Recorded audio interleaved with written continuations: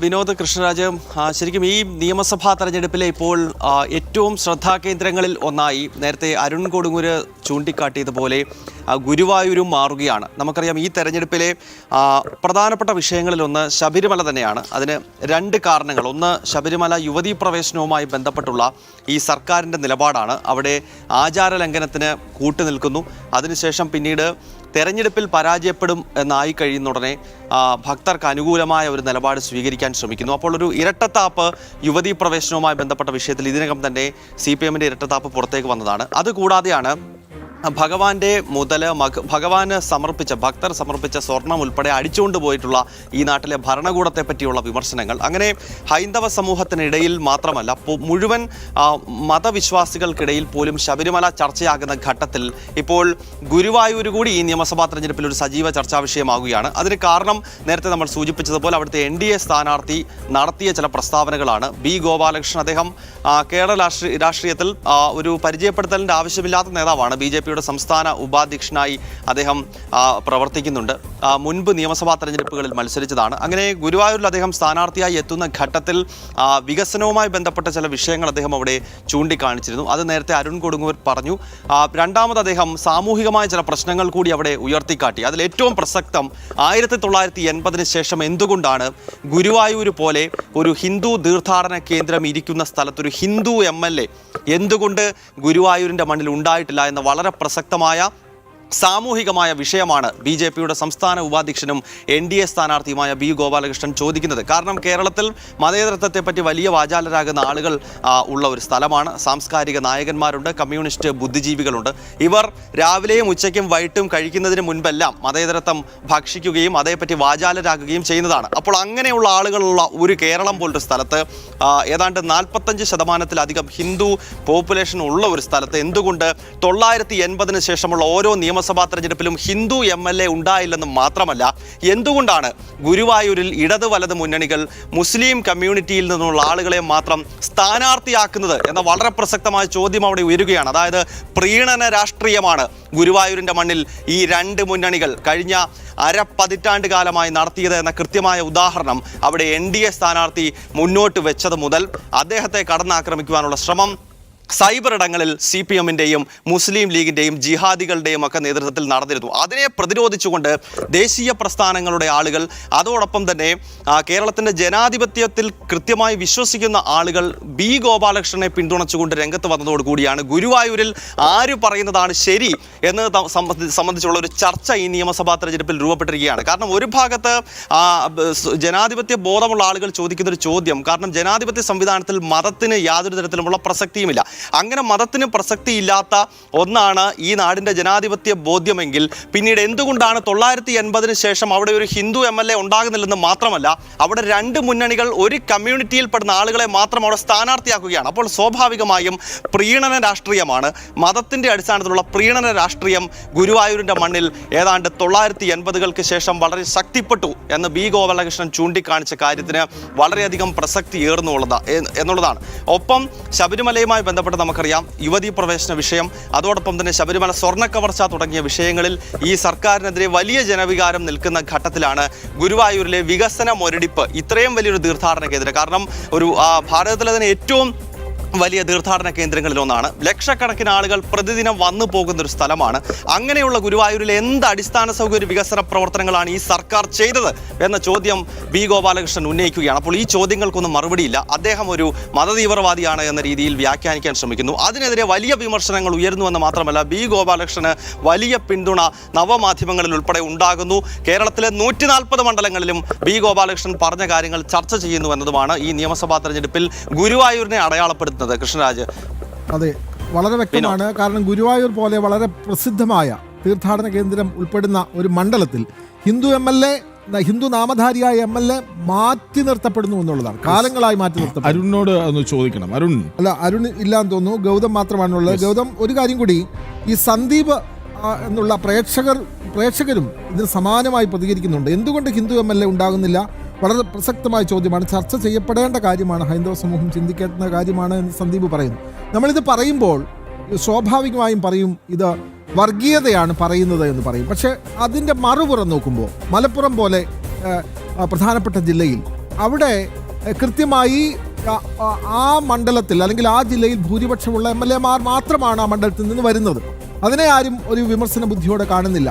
തുടർച്ചയായി ആ വിഭാഗത്തിൽപ്പെട്ടവർ മാത്രം ജയിക്കുന്നു. ഗുരുവായൂർ പോലെ ഉള്ള ഒരു മണ്ഡലത്തിൽ ഹിന്ദു നാമധാരികളായ സ്ഥാനാർത്ഥികളെ മത്സരിപ്പിക്കുന്നതേ ഇല്ല. 80-ന് ശേഷം ഇങ്ങോട്ട് നോക്കിയാൽ മത്സരിപ്പിക്കുന്നതേ ഇല്ല. അപ്പോൾ ഈ മതേതരത്വം പറയുന്നവർ ഒരു മതവിഭാഗത്തിൽപ്പെട്ടവരെ മാത്രം സ്ഥാനാർത്ഥികളാക്കുമ്പോൾ അതിൽ ചില താല്പര്യങ്ങളുണ്ട് എന്ന് ആ ക്ഷേത്രവുമായി ആ ക്ഷേത്രത്തിൻ്റെ വിശ്വാസികൾ പറഞ്ഞാൽ അതിനെ വർഗീയത എന്ന് പറഞ്ഞ് അടച്ചാക്ഷേപിക്കാൻ പറ്റുമോ ഗൗതം? വിനോദ് കൃഷ്ണരാജ്, അതായത് ഇപ്പോൾ മലപ്പുറത്തിൻ്റെ ഉദാഹരണം വിനോദ് ഇവിടെ ചൂണ്ടിക്കാട്ടിയത് വളരെ കൃത്യമാണ്. അതായത് ഒരു ഭാഗത്ത് ജനാധിപത്യത്തിൽ മതത്തിന് സ്ഥാനമില്ല, ജാതിക്കും മതത്തിനും അല്ലെങ്കിൽ മറ്റ് സാമുദായികമായ താല്പര്യങ്ങൾക്ക് അതീതമാണ് ഞങ്ങളുടെ നിലപാട് എന്ന് വിശദീകരിക്കുന്ന കേരളത്തിലെ രണ്ട് പ്രധാനപ്പെട്ട മുന്നണികൾ അവർ മലപ്പുറത്ത് നിർത്തുന്ന സ്ഥാനാർത്ഥികളുടെ പേര് നോക്കിക്കഴിഞ്ഞാൽ തന്നെ അവരുടെ ഈ നിലപാട് പൊള്ളയാണ് എന്ന് കൃത്യമായിട്ട് മനസ്സിലാക്കാൻ കഴിയും. അത് 2 ദിവസങ്ങൾക്ക് മുൻപ് ഗുരുവായൂരിൽ NDA സ്ഥാനാർത്ഥിയായിട്ടുള്ള B. ഗോപാലകൃഷ്ണൻ തന്നെ വാർത്താ സമ്മേളനത്തിൽ ഇക്കാര്യം ചൂണ്ടിക്കാണിക്കുന്നുണ്ടായിരുന്നു. കാരണം മലപ്പുറം ജില്ലയിലേക്ക് എത്തിക്കഴിഞ്ഞാൽ ഒരു മതവിഭാഗത്തിന് വലിയ സ്വാധീനമുള്ള ഒരു ജില്ലയാണ്, മുസ്ലിം ബഹുഭൂരിപക്ഷ ജില്ലയാണ്. അപ്പോൾ അങ്ങനെയുള്ള ജില്ലയിൽ എന്തുകൊണ്ടാണ് ആ കമ്മ്യൂണിറ്റിയിൽപ്പെടുന്ന ആളുകൾ മാത്രം ജയിച്ചു വരുന്നത് എന്ന് മാത്രമല്ല, അവിടുത്തെ 2 മുന്നണികളുടെയും സ്ഥാനാർത്ഥികളുടെ പേരുകൾ നോക്കിക്കഴിഞ്ഞാൽ തന്നെ നമുക്ക് ഈ കാര്യം മനസ്സിലാക്കാൻ കഴിയും. അപ്പോൾ മലപ്പുറത്തിൻ്റെ കാര്യത്തിൽ എന്തുകൊണ്ട് അങ്ങനെ ഒരു നിലപാടെടുക്കുന്നു എന്ന ചോദ്യത്തിന് തീർച്ചയായിട്ടും അത് മതമാണ് അതിൻ്റെ വിഷയം എന്ന കാര്യത്തിൽ സംശയമില്ല. KM ഷാജി പറഞ്ഞതുപോലെ മതമാണ് വിഷയം എന്ന് പറഞ്ഞ മുസ്ലിം ലീഗിന്റെ നിലപാടും ഇപ്പുറത്ത് നിന്ന് വർഗീയത തുലയട്ടെ എന്ന് പറയുന്ന ഇടതുപക്ഷത്തിന്റെ നിലപാടും സെയിമാണ്. കാരണം ഓരോ മണ്ഡലങ്ങളിലെ സ്ഥാനാർത്ഥി നിർണയം അവിടെ ഏത് മതവിഭാഗത്തിനാണ് സ്വാധീനമുള്ളത്, പ്രത്യേകിച്ച് സംഘടിത മതങ്ങളിൽ ആർക്കാണ് സ്വാധീനമുള്ളത് എന്നതിനെപ്പറ്റി കൃത്യമായി അളന്നു കുറിച്ച് തൂക്കി കാര്യങ്ങൾ നോക്കിയതിനു ശേഷം സ്ഥാനാർത്ഥികളെ നിർത്തുകയാണ്. അവിടുന്ന് വിജയിച്ചു വരുന്ന MLA-മാർ അങ്ങനെയാണ്. അപ്പോൾ സ്വാഭാവികമായും കേരള രാഷ്ട്രീയത്തിൽ മതത്തിൻ്റെതായ സ്വാധീനം, മതത്തിൻ്റെതായ അടിയൊഴുക്കുകൾ എത്രത്തോളം നിറഞ്ഞു നിൽക്കുന്നു ഏതാണ്ട് 1980-കൾക്കൊക്കെ ശേഷം എന്ന് കൃത്യമായി മനസ്സിലാക്കാൻ കഴിയുന്നതാണ്. മലപ്പുറം പോലെയുള്ള ജില്ലകളിലെ അവിടുത്തെ സ്ഥാനാർത്ഥി നിർണയം പോലും, ഇടത് വലത് മുന്നണികളുടെ സ്ഥാനാർത്ഥി നിർണയത്തിൽ പോലും കൃത്യമായ മതം കയറി വരുന്നുണ്ട് എന്ന് നമുക്കറിയാം. അത് മലപ്പുറത്ത് മാത്രമല്ല, കേരളത്തിലെ ഏത് ജില്ലകളിലും സംഘടിതമായ മതവിഭാഗങ്ങൾക്ക് സ്വാധീനമുള്ള സ്ഥലങ്ങളിൽ ഈ 2 മുന്നണികളും കൃത്യമായിട്ട് തന്നെ അത് പാലിച്ചുകൊണ്ടാണ് സ്ഥാനാർത്ഥി നിർണയം ഉൾപ്പെടെ നടത്തുന്നത് എന്നതും വ്യക്തമാണ്. അപ്പോൾ ഒരു ആഗോള തീർത്ഥാടന കേന്ദ്രമായിട്ടുള്ള ഹൈന്ദവ വിശ്വാസികളെ സംബന്ധിച്ചിടത്തോളം അത്രത്തോളം പ്രാധാന്യം നൽകുന്ന ഗുരുവായൂരിൽ വലിയ തോതിലുള്ള വികസനമില്ലായ്മ ഉണ്ടായി. അതിന് അടിസ്ഥാനപരമായ കാരണം അവിടെ MLA സ്ഥാനം കിട്ടിയിരുന്ന 2 മുന്നണികൾ കാര്യമായ ആ തീർത്ഥാടന കേന്ദ്രത്തിന് വേണ്ടി ഒന്നും ചെയ്തിട്ടില്ല എന്ന വിമർശനം ഉന്നയിക്കുന്ന ഘട്ടത്തിലാണ് ഗൗതം.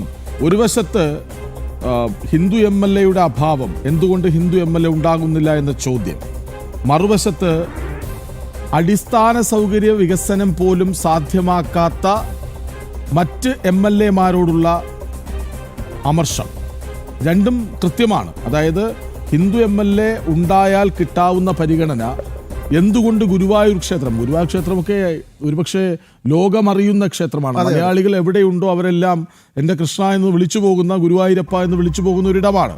അവിടേക്ക് വന്നു ചേർന്ന് ഒന്ന് തൊഴുതു മടങ്ങാൻ എത്രമാത്രം ആഗ്രഹിക്കുന്നു എന്ന് നമുക്കറിയാവുന്നതാണ്. അപ്പോൾ ഒരു വശത്ത് അങ്ങനെ ഒരു ചോദ്യം ഉന്നയിക്കുമ്പോൾ അതിന് കാരണമുണ്ട്. എന്തുകൊണ്ട് ഗുരുവായൂരിനെ നിങ്ങൾ പരിഗണിക്കുന്നില്ല?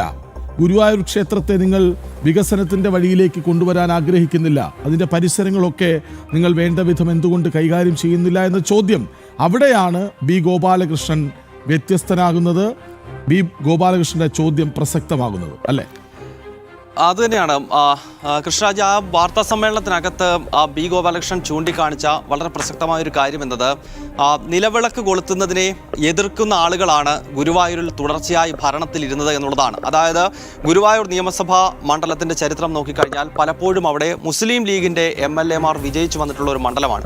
അപ്പോൾ മുസ്ലിം ലീഗ് എന്ന് പറയുന്ന രാഷ്ട്രീയ പാർട്ടിക്ക് കേരളത്തിൽ അതിനൊരു മതേതര പ്രതിച്ഛായ നൽകാൻ ഇവിടെ സാംസ്കാരിക നായകരും ഇടത് വലത് മുന്നണികളുമൊക്കെ പല കാലഘട്ടങ്ങളിലും മത്സരിച്ചിട്ടുണ്ട്. നമുക്കറിയാം, മുസ്ലിം ലീഗ് എന്ന് പറയുന്ന മതത്തിൽ ജനിച്ചു വീണ ഈ രാഷ്ട്രത്തിൻ്റെ വിഭജനം മതത്തിൻ്റെ അടിസ്ഥാനത്തിൽ നടപ്പാക്കിയ ഒരു രാഷ്ട്രീയ പാർട്ടിയാണ്. എന്തുകൊണ്ട് ഭാരതം എന്ന് പറയുന്ന നമ്മുടെ രാജ്യം മതത്തിൻ്റെ പേരിൽ വെട്ടി വിഭജിക്കപ്പെട്ടു എന്ന ചോദ്യത്തിൻ്റെ ഉത്തരം എത്തി നിൽക്കുന്നത് മുസ്ലിം ലീഗിലാണ്. അവരുടെ 2 നേഷൻ തിയറിയിൽ നിന്നൊക്കെയാണല്ലോ നമ്മുടെ രാഷ്ട്രത്തെ മതത്തിൻ്റെ അടിസ്ഥാനത്തിൽ വിഭജിച്ചത്. അങ്ങനെ പേരിൽ, കൊടിയിൽ, അവരുടെ പ്രവൃത്തിയിലെല്ലാം മതം നിറഞ്ഞു നിൽക്കുന്ന മുസ്ലിം ലീഗാണ് ഗുരുവായൂരിൽ പല ഘട്ടങ്ങളിലും വിജയിച്ചു വന്നിട്ടുള്ളത്.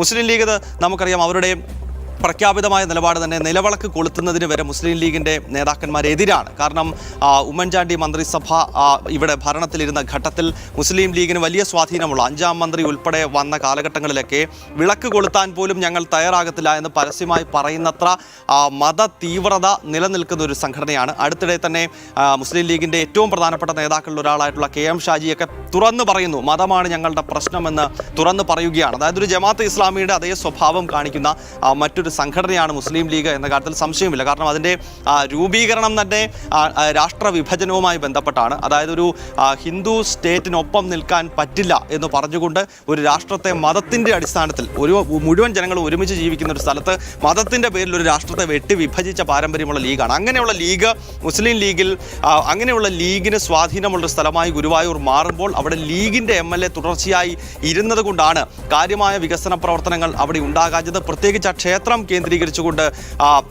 ഒരു രീതിയിലും അവിടെ എത്തുന്ന തീർത്ഥാടകർക്കോ അല്ലെങ്കിൽ ആ ക്ഷേത്രത്തിൻ്റെ പുരോഗതിക്കായോ കാര്യമായി എങ്ങനെ കാര്യങ്ങൾ ചെയ്യാൻ സാധിക്കുമെന്ന ചോദ്യം ഗോപാലകൃഷ്ണൻ ഉന്നയിക്കുന്നുണ്ടായിരുന്നു. കാരണം ആ നിലവിളക്ക് കൊളുത്തുന്നത് പോലും ഹറാമാണെന്ന് തുറന്നു പറയുന്ന ഒരു പാർട്ടിയുടെ MLA ആണ് ഗുരുവായൂർ പോലെ ഒരു തീർത്ഥാടന കേന്ദ്രത്തിൻ്റെ MLA ആയിട്ടിരിക്കുന്നതെങ്കിൽ അവരെങ്ങനെ ഒരു ക്ഷേത്രത്തിന് വേണ്ടി പ്രവർത്തിക്കുമെന്ന വളരെ പ്രസക്തമായ ചോദ്യമാണ് അദ്ദേഹം ഉന്നയിച്ചത്. സ്വാഭാവികമായും കേരളത്തിൻ്റെ പൊതുസമൂഹം ഇന്ന് ഈ വിഷയം വളരെ ഗൗരവമായി ചർച്ച ചെയ്യപ്പെടുന്നുണ്ട്. ഒരുപക്ഷെ മുൻ തെരഞ്ഞെടുപ്പുകളിലൊക്കെ ഗുരുവായൂരിൽ ഇത്രത്തോളം വലിയ തോതിൽ ചർച്ച ചെയ്യപ്പെടുന്ന രീതിയിലേക്ക് കാര്യങ്ങൾ മാറിയിരുന്നില്ല. എന്തായാലും ഗോപാലകൃഷ്ണൻ ഇപ്പോൾ വലിയ തോതിലുള്ള പിന്തുണയേറുന്നു എന്നതിനപ്പുറത്തേക്ക് ശബരിമല പോലെ തന്നെ ഗുരുവായൂരിലെ വികസന മുരടിപ്പ് ഉൾപ്പെടെയുള്ള വിഷയങ്ങളും ചർച്ചയാകാൻ അദ്ദേഹത്തിൻ്റെ ഈ പ്രസ്താവന വഴിവെച്ചു. ഗുരുവായൂരിലെ വിഷയം വലിയ ചർച്ചയായി വരുന്നുണ്ട്. നമ്മുടെ പ്രേക്ഷകരും സമാനമായി പ്രതികരിക്കുന്നു. ഇനിയും പറയും ഞങ്ങൾ എന്തുകൊണ്ട് ഒരു ഹിന്ദു MLA ഗുരുവായൂരിൽ ഉണ്ടായില്ല എന്ന് ദിനേശ് കൊടുമുണ്ടയെ പോലുള്ള പ്രേക്ഷകരും പ്രതികരിക്കുന്നു.